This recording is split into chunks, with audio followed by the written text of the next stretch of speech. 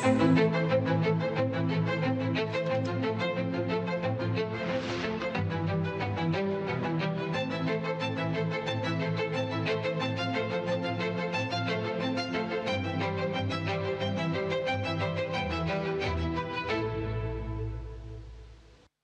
प्यारे देशवासियों, नमस्कार। मन की बात में आपका फिर से स्वागत है, अभिनंदन है। कुछ ही दिनों में साल 2026 दस्तक देने वाला है और आज जब मैं आपसे बात कर रहा हूं तो मन में पूरे एक साल की यादें घूम रही हैं। कई तस्वीरें, कई चर्चाएं, कई उपलब्धियां जिन्होंने देश को एक साथ जोड़ दिया। 2025 ने हमें ऐसे कई पल दिए जिन पर हर भारतीय को गर्व हुआ। देश की सुरक्षा से लेकर खेल के मैदान तक, विज्ञान की प्रयोगशालाओं से लेकर दुनिया के बड़े मंचों तक भारत ने हर जगह अपनी मजबूत छाप छोड़ी। इस साल ऑपरेशन सिंदूर हर भारतीय के लिए गर्व का प्रतीक बन गया। दुनिया ने साफ देखा, आज का भारत अपनी सुरक्षा से कोई समझौता नहीं करता। ऑपरेशन सिंदूर के दौरान देश के कोने कोने से मां भारती के प्रति प्रेम और समर्पण की तस्वीरें सामने आई। लोगों ने अपने अपने तरीके से अपने भाव व्यक्त किए। साथियों, यही जज्बा तब भी देखने को मिला जब वंदे मातरम के 150 वर्ष पूरे हुए।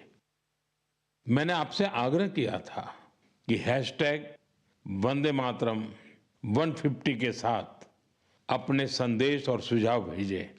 देशवासियों ने इस अभियान में बढ़ चढ़कर हिस्सा लिया। साथियों, 2025 खेल के लिहाज से भी एक यादगार साल रहा। हमारी पुरुष क्रिकेट टीम ने आईसीसी चैंपियंस ट्रॉफी जीती। महिला क्रिकेट टीम ने पहली बार विश्व कप अपने नाम किया। भारत की बेटियों ने women's blind T20 world cup जीतकर इतिहास रच दिया। एशिया कप T20 में भी तिरंगा शान से लहराया। पैरा एथलीटों ने विश्व चैंपियनशिप में कई पदक जीतकर ये साबित किया कि कोई बाधा हौसलों को नहीं रोक सकती। विज्ञान और अंतरिक्ष क्षेत्र में भी भारत ने बड़ी छलांग लगाई। शुभांशु शुक्ला पहले भारतीय बने जो इंटरनेशनल स्पेस स्टेशन तक पहुंचे। पर्यावरण संरक्षण और वन्य जीवों की सुरक्षा से जुड़े कई प्रयास भी 2025 की पहचान बने। भारत में चीतों की संख्या भी अब 30 से ज्यादा हो गई है। 2025 में आस्था, संस्कृति और भारत की अद्वितीय विरासत सब एक साथ दिखाई दी।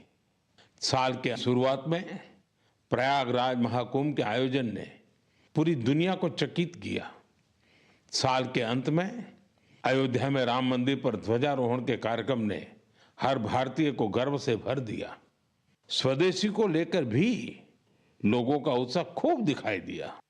लोग वही सामान खरीद रहे हैं जिसमें किसी भारतीय का पसीना लगा हो और जिसमें भारत की मिट्टी की सुगंध हो।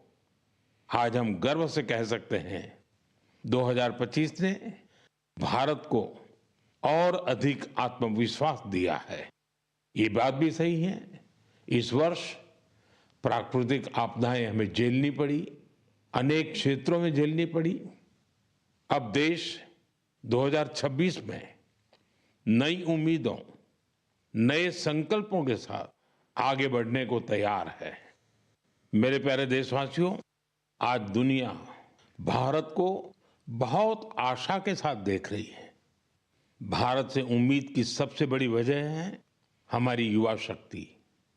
विज्ञान के क्षेत्र में हमारी उपलब्धियां, नए नए इनोवेशन, टेक्नोलॉजी का विस्तार, इनसे दुनिया भर के देश बहुत प्रभावित हैं। साथियों, भारत के युवाओं में हमेशा कुछ नया करने का जुनून है।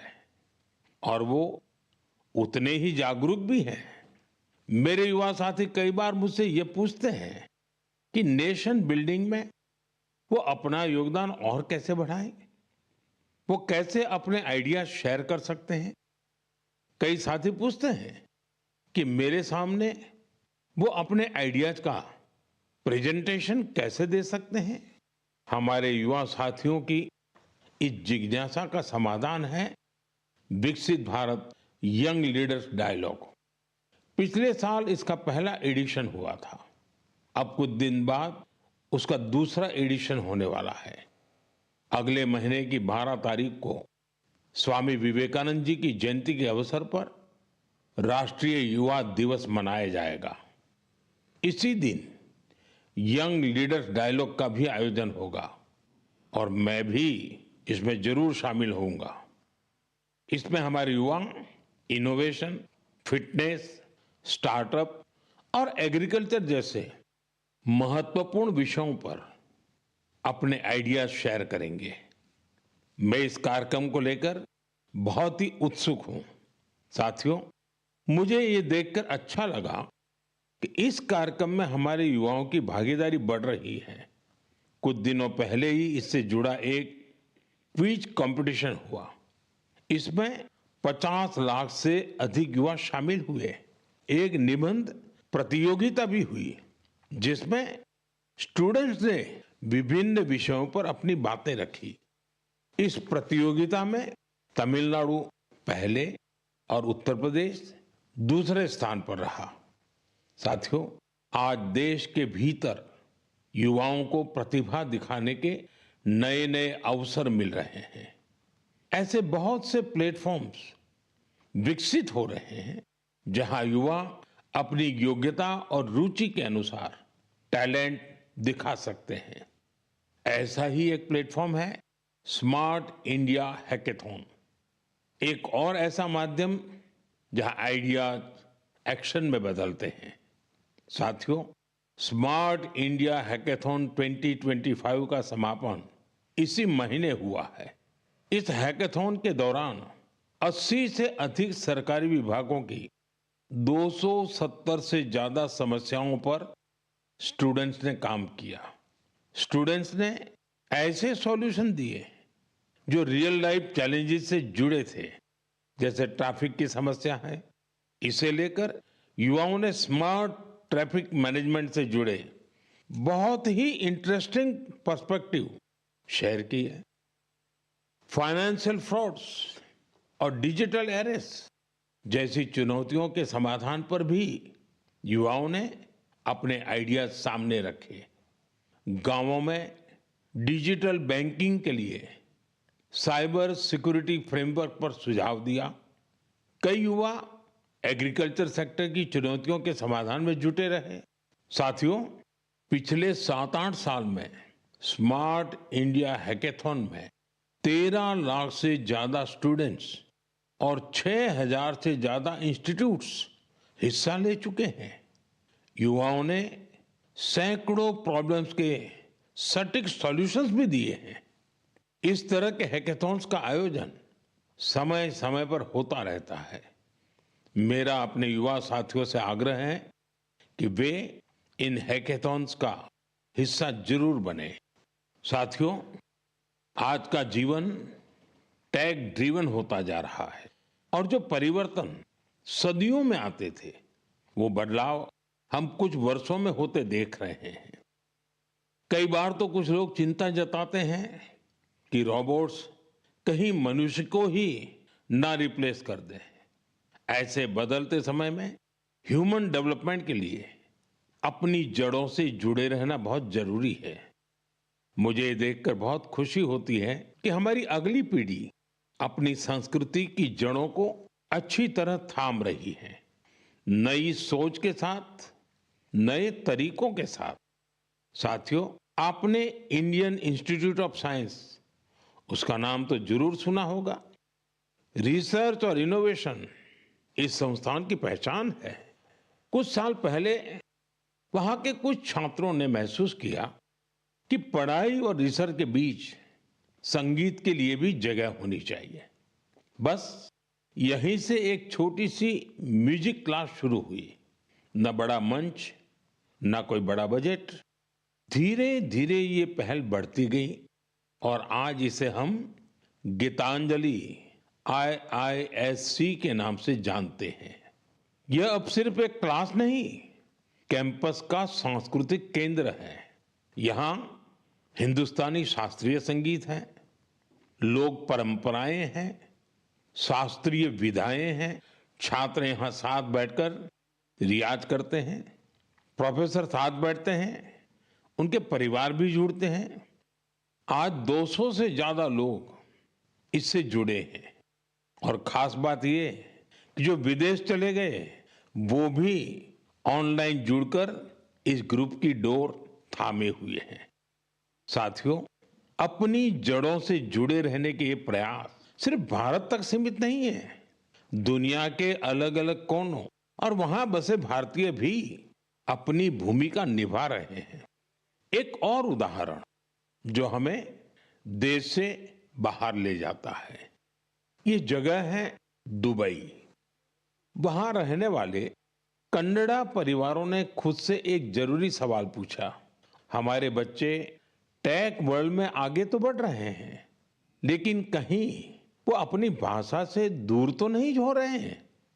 यहीं से जन्म हुआ कन्नड़ा पाठशाले का, एक ऐसा प्रयास जहां बच्चों को कन्नड़ा पढ़ना, सीखना, लिखना और बोलना सिखाया जाता है।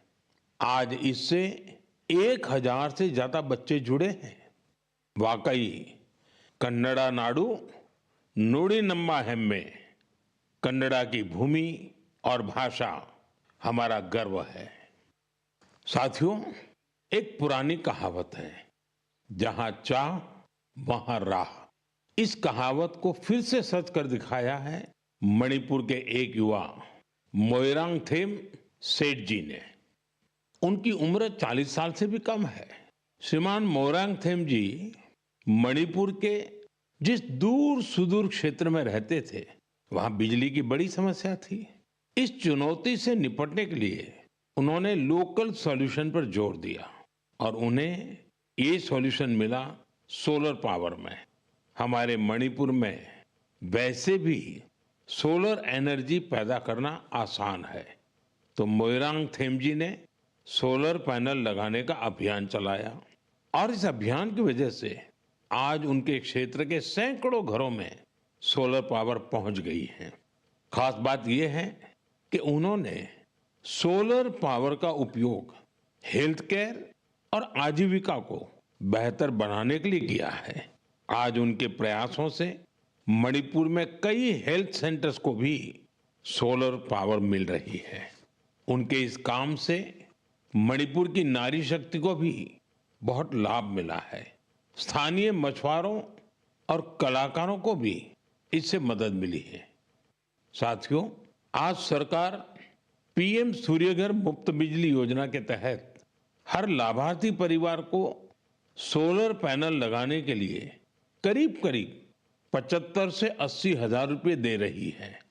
मोइरांगथेम जी के ये प्रयास यूं तो व्यक्तिगत प्रयास है, लेकिन सोलर पावर से जुड़े हर अभियान को नई गति दे रहे हैं। मैं मन की बात के माध्यम से उन्हें अपनी शुभकामनाएं देता हूं। मेरे प्यारे देशवासियों, आइए अब जरा हम जम्मू कश्मीर की तरफ चलते हैं। जम्मू कश्मीर की सांस्कृतिक और ऐतिहासिक विरासत, उसकी एक ऐसी गाथा साझा करना चाहता हूं जो आपको गर्व से भर देगी। जम्मू कश्मीर के बारामूला में जेहनपोरा नाम की एक जगह है। वहां लोग बरसों से कुछ ऊंचे ऊंचे टीले देखते आ रहे थे। साधारण से टीले, किसी को नहीं पता था कि ये क्या है। फिर एक दिन आर्कोलॉजिस्ट की नजर इन पर पड़ी। जब उन्होंने इस इलाके को ध्यान से देखना शुरू किया तो ये टीले कुछ अलग लगे।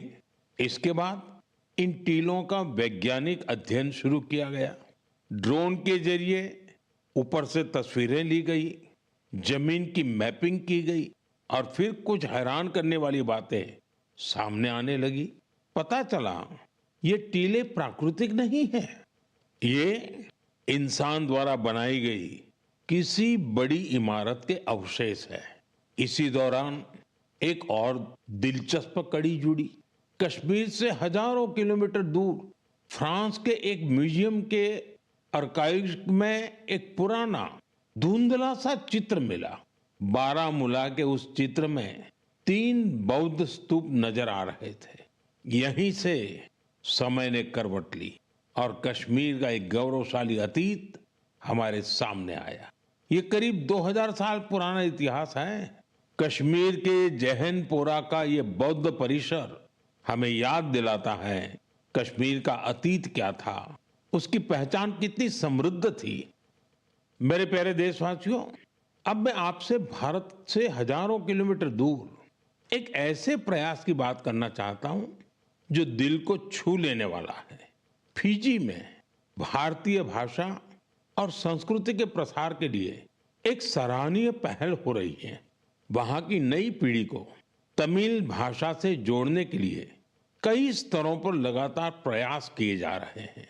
पिछले महीने फिजी के राकी राकी इलाके में वहां के एक स्कूल में पहली बार तमिल दिवस मनाया गया।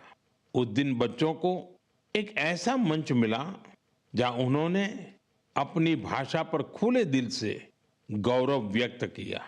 बच्चों ने तमिल में कविताएं सुनाई, भाषण दिए और अपनी संस्कृति को पूरे आत्मविश्वास के साथ मंच पर उतारा। साथियों, देश के भीतर भी तमिल भाषा के प्रचार के लिए लगातार काम हो रहा है। कुछ दिन पहले ही मेरे संसदीय क्षेत्र काशी में चौथा काशी तमिल संगमम हुआ। अब मैं आपको एक ऑडियो क्लिप सुनाने जा रहा हूं। आप सुनिए और अंदाजा लगाइए तमिल बोलने की कोशिश कर रहे ये बच्चे कहाँ के हैं। வணக்கம்.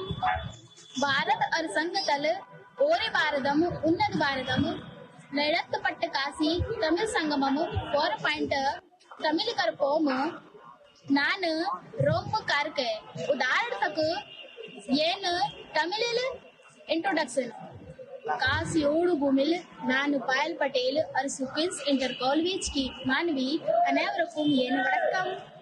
साथियों, आपको जानकर हैरानी होगी तमिल भाषा में इतनी सहजता से अपनी बात रखने वाले ये बच्चे काशी के हैं, वाराणसी के हैं। इनकी मातृभाषा हिंदी है, लेकिन तमिल भाषा के प्रति लगाव ने इन्हें तमिल सीखने के लिए प्रेरित किया है। इस साल वाराणसी में काशी तमिल संगमम के दौरान तमिल सीखने पर खास जोर दिया गया था। लर्न तमिल, तमिल कराकलम, इस थीम के तहत वाराणसी के 50 से ज्यादा स्कूलों में विशेष अभियान भी चलाए गए। इसी का नतीजा हमें इस ऑडियो क्लिप में सुनाई देता है। एन्न पेर वैष्णव नान निवेदिता शिक्षा सदन बालिका इंटर कॉलेज वाराणसी पढ़िक्किरेन नान काशी तमिल कर्कलाम 4.0 ला तमिल भाषा पिक्कावुम इल्लुवम करेन इंधा वयपुक्क पराधान नरेंद्र मोदी अवगलेकु नान नंटी सोलिगरेन। साथियों, तमिल भाषा दुनिया की सबसे प्राचीन भाषा है। तमिल साहित्य भी अत्यंत समृद्ध है। मैंने मन की बात में काशी तमिल संगमम में भाग लेने का आग्रह किया था। मुझे खुशी है कि आज देश के दूसरे हिस्सों में भी बच्चों और युवाओं के बीच तमिल भाषा को लेकर नया आकर्षण दिख रहा है। यही भाषा की ताकत है, यही भारत की एकता है। साथियों, अगले महीने हम देश का 77वां गणतंत्र दिवस मनाएंगे। जब भी ऐसे अवसर आते हैं तो हमारा मन स्वतंत्रता सेनानियों और संविधान निर्माताओं के प्रति कृतज्ञता के भाव से भर जाता है। हमारे देश ने आजादी पाने के लिए लंबा संघर्ष किया है।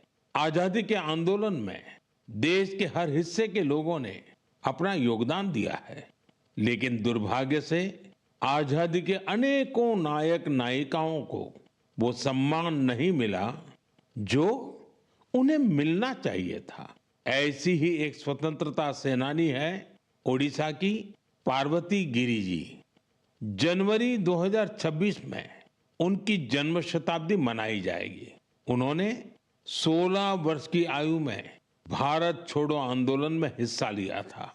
साथियों, आजादी के आंदोलन के बाद पार्वती गिरी जी ने अपना जीवन समाज सेवा और जनजातीय कल्याण को समर्पित कर दिया था। उन्होंने कई अनाथालयों की स्थापना की। उनका प्रेरक जीवन हर पीढ़ी का मार्गदर्शन करता रहेगा। मैं पार्वती गिरी जी को श्रद्धांजलि अर्पण करूँ छी। साथियों, ये हमारा दायित्व है कि हम अपनी विरासत को न भूलें। हम आजादी दिलाने वाले नायक नायिकाओं की महान गाथा को अगली पीढ़ी तक पहुंचाए। आपको याद होगा, जब हमारी आजादी के 75 वर्ष हुए थे, तब सरकार ने एक विशेष वेबसाइट तैयार की थी। इसमें एक विभाग अनसंग हीरोज को समर्पित किया गया था। आज भी आप इस वेबसाइट पर विजिट करके उन महान विभूतियों के बारे में जान सकते हैं, जिनकी देश को आजादी दिलाने में बहुत बड़ी भूमिका रही है। मेरे प्यारे देशवासियों, मन की बात के जरिए हमें समाज की भलाई से जुड़े महत्वपूर्ण विषयों पर चर्चा करने का एक बहुत अच्छा अवसर मिलता है।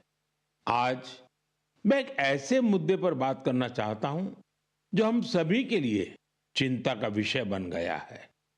आईसीएमआर यानी Indian council of medical research ने हाल ही में एक रिपोर्ट जारी की है।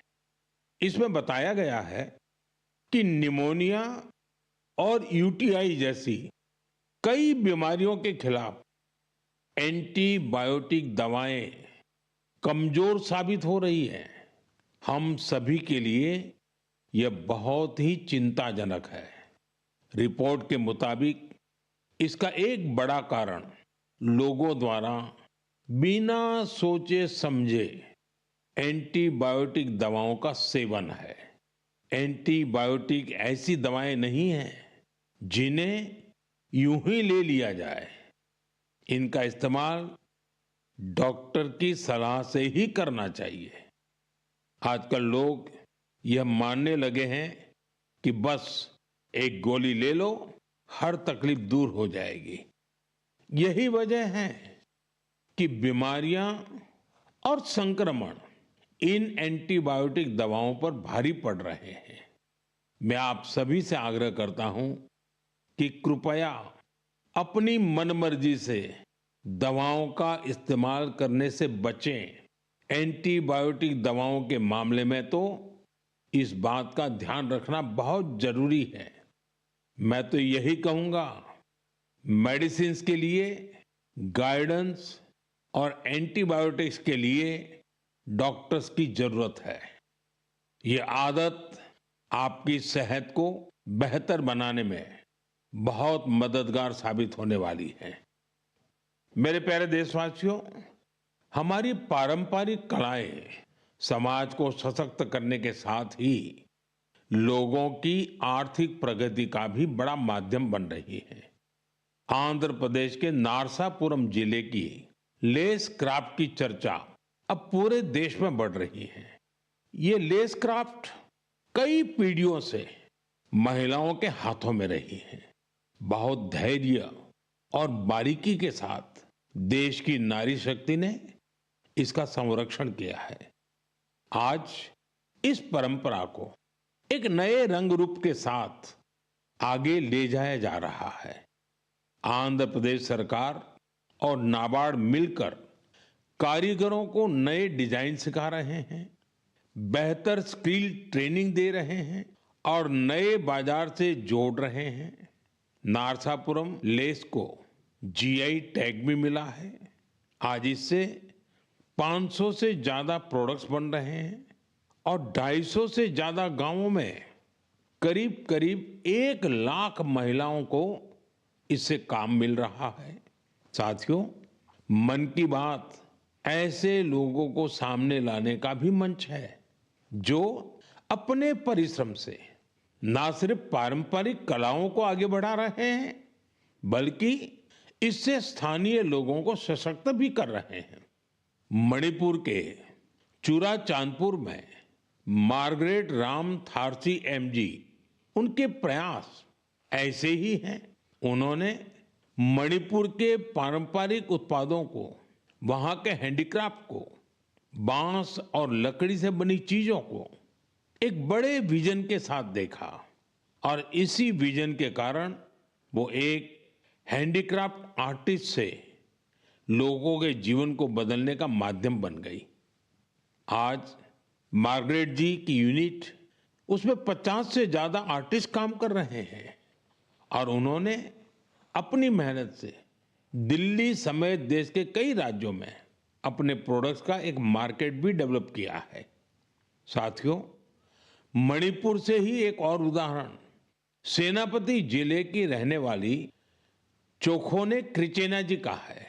उनका पूरा परिवार परंपरागत खेती से जुड़ा रहा है। क्रिचेना ने इस पारंपरिक अनुभव को एक और विस्तार दिया।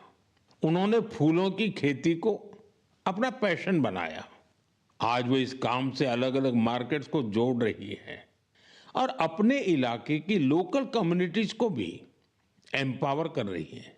साथियों, ये उदाहरण इस बात का पर्याय है कि अगर पारंपरिक ज्ञान को आधुनिक विजन के साथ आगे बढ़ाएं तो ये आर्थिक प्रगति का बड़ा माध्यम बन जाता है। आपके आसपास भी ऐसी सक्सेस स्टोरीज हो तो मुझे जरूर शेयर करिए। साथियों, हमारे देश की सबसे खूबसूरत बात यह है कि साल भर हर समय देश के किसी न किसी हिस्से में उत्सव का माहौल रहता है। अलग अलग पर्व त्योहार तो है ही, साथ ही विभिन्न राज्यों के स्थानीय उत्सव भी आयोजित होते रहते हैं। यानी अगर आप घूमने का मन बनाएं तो हर समय देश का कोई न कोई कोना अपने यूनिक उत्सव के साथ तैयार मिलेगा। ऐसा ही एक उत्सव इन दिनों कच्छ के रण में चल रहा है। इस साल कच्छ रणोत्सव का यह आयोजन 23 नवंबर से शुरू हुआ है, जो 20 फरवरी तक चलेगा। यहां कच्छ की लोक संस्कृति, लोक संगीत, नृत्य और हस्तशिल्प की विविधता दिखाई देती है।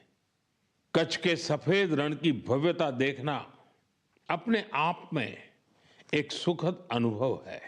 रात के समय जब सफेद रण के ऊपर चांदनी फैलती है, वहां का दृश्य अपने आप में मंत्र मुग्ध कर देने वाला होता है।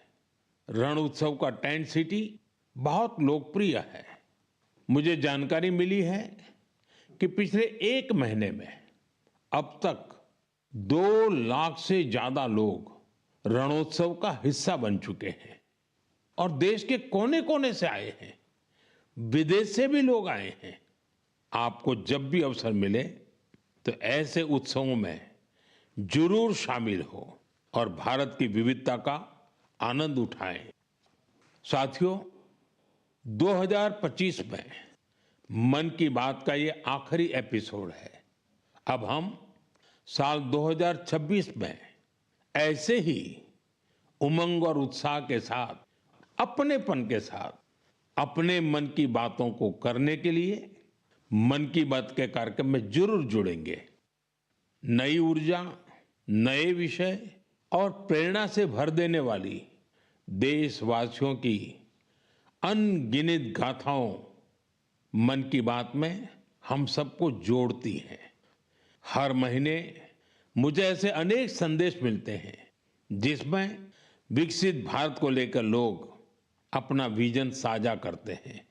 लोगों से मिलने वाले सुझाव और इस दिशा में उनके प्रयासों को देखकर ये विश्वास और मजबूत होता है। और जब ये सब बातें मेरे तक पहुंचती हैं तो विकसित भारत का संकल्प जरूर सिद्ध होगा। यह विश्वास दिनों दिन मजबूत होता जाता है। साल 2026 इस संकल्प सिद्धि की यात्रा में एक अहम पड़ाव साबित हो। आपका और आपके परिवार का जीवन खुशहाल हो, इसी कामना के साथ इस एपिसोड में विदाई लेने से पहले मैं जरूर कहूंगा, फिट इंडिया मूवमेंट, आपको भी फिट रहना है। ठंडी का ये मौसम व्यायाम के लिए बहुत उपयुक्त होता है। व्यायाम जरूर करें। आप सभी को 2026 की बहुत बहुत शुभकामनाएं। धन्यवाद। वंदे मातरम।